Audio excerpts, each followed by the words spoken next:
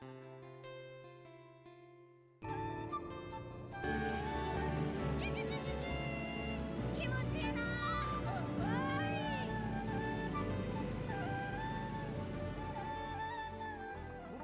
बच्चों, मुझे आने में देर हो गई। एंड उसके अंदर कुछ खाने का रहता है और वो बोलती है ये कुछ फूड्स है, और सभी बच्चे टीचर ले आए करके दौड़ पड़ते हैं उसके करीब। एंड शिंग शिंग भी वहाँ किनारे में बैठी रहती है, जिसे वो लड़की बोलती है तुम अब भी ज़िंदा हो। एंड शिंग शिंग बड़ी उदासी से वहाँ बैठी रहती है। कोई भी शिंग शिंग का साथ नहीं दे रहा होता है सिवाय उसकी फ्रेंड के। एंड तभी वहाँ वही अमीर लड़की आती है और उसे खाना देने जा रही होती है, जिसे जैंग खाना देने से भी रोक देती है। वो जैसे ही शिंग की ओर खाना बढ़ाती है, जैंग उसके हाथ पे मार देती है और सारा खाना नीचे गिर जाता है। टीचर लियांग इन लोग का तो रोज़ रोज़ का हो गया करके तंग आ चुकी थी एंड कोने में बैठे होती है क्योंकि वो काफ़ी थक चुकी होती है। इधर कुछ लोग अभी भी डिस्टर्ब थे क्योंकि उसके भाई बहन भी मारे जा चुके होते हैं। एंड उसे खाने के कोई मतलब नहीं होता, उसे बस यही डर रहता है कि मुझे बस यहाँ से ज़िंदा जाना है, प्लीज़ मुझे मरना नहीं है। और वहीं पास शिंग रांग आता है एंड खाते हुए बोलता है कि बस एक बार मुझे यहाँ से बाहर निकल जाने दो, फिर मैं सबको देख लूँगा। मेरे डैड पता नहीं अब तक क्या कर रहे हैं। एंड जेंगी इधर स्कूल पहुँच चुका होता है एंड वो बिल्ला जेंगी से सामना करने के लिए तैयार रहता है। तभी उसके ऊपर चुल्ले अटैक कर देता है। जेंगी चुल्ले को चिल्लाते है कि चुल्ले अटैक मत करना, पर चुल्ले के आइस उस बिल्ले पे जाके लग चुका होता है एंड बिल्ला उन लोग की तरफ भी अटैक के लिए बढ़ रहा होता है। तभी जेंगी नोटिस करता है कि वो काफ़ी तेज़ रहता है एंड जेंगी तुरंत ही अपने डायमेंशन पोर्टल से वहाँ से क्विक कर लेता है एंड दूसरी तरफ आते ही वो एक स्नाइपर समन कर लेता है। एंड इधर अंकल यू चुल्ले को बचाने के लिए सामने में खड़े हो जाते हैं। अंकल यू एंड बागड़ बिल्ले की टक्कर बहुत ज़ोरदार होती है, जिससे कि वहाँ की आइस क्रैक हो जाती है।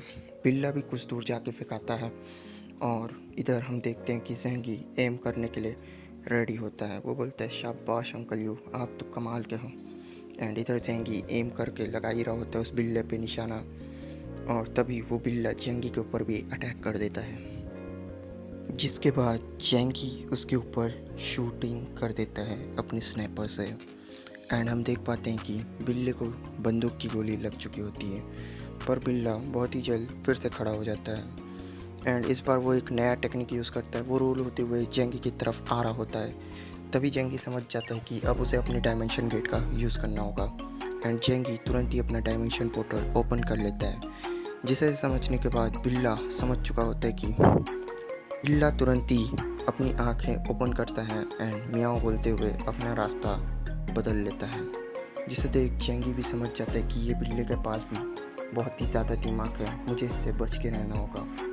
एंड हम देख पाते हैं कि जेंगी अब वहाँ स्कूल पे खड़ा होता है एंड वहाँ काफ़ी सारे टनल्स बनी होती है।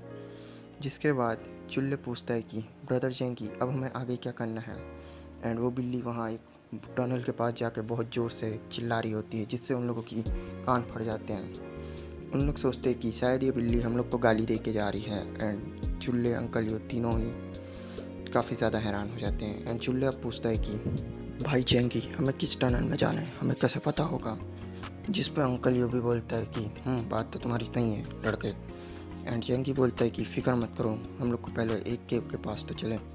जिसके बाद अंकल यू केव के पास पहुंच जाते हैं। चुल्ले जेंगी से पूछते हैं कि ऐसे बड़े बिल्ले से क्या वो बच्चे निपट पाए होंगे जेंगी भाई, कि हम ही लोग को निपटने में पसीने छोड़ गए। जेंगी भी सोच में पड़ जाता है, तुम कहे तो पहली बार सही बात कह रहे हो चुल्ले, पर हमें एक बार सर्च तो करना चाहिए अपने डिमांड के लिए और अपने मन की तसल्ली के लिए। जिसके बाद अंकल यू जेंगी एक केव को देखते हैं एंड उसमें बोलते कि शायद यही होगा ये रास्ता। जिस पे जेंगी बोलते हैं चलो चला जाए। एंड चुल्ले बोलते हैं क्या सही में हमें नीचे जाना चाहिए, क्या होगा अगर वो मॉन्स्टर केट हम पे दोबारा अटैक कर लिया। तभी जेंगी उसे बोलता है कि शायद तुम भूल रहे हो, तुम भी एक म्यूटेंट हो और तुम्हारे पास आइस की पावर है। एंड वो तीनों उस टनल में चले जाते हैं। टनल अंदर से काफ़ी गहरी होती है एंड उसमें काफ़ी सारे और अदर होल्स भी होते हैं, जिसे देख के उन लोग समझ नहीं पाते कि कहाँ से जाएं। एंड जेंगी उसमें से कलर पेंसिल निकाल लेता है ताकि हम लोग को कंफ्यूज और भटक ना जाए। जिस पर अंकल यू बोलते हैं कि हमें बड़े सावधानी से जाना होगा क्योंकि एक गलती हमारी जान भी ले सकती है जेंगी। एंड जेंगी तभी वहाँ से एक गन समन करता है एंड अंकल यू बोलते हैं कि क्या ये गोल्डन ईगल है। एंड जेंगी बोलता है हाँ ये वही गन है जिससे किसी को भी मारा जा सकता है एंड आप अब डरिए मत अंकल यू। जिसके बाद वो लोग, चुल्ले की हालत तो बहुत गीली हो जाती है एंड उसकी पैंट भी गीली हो जाती है।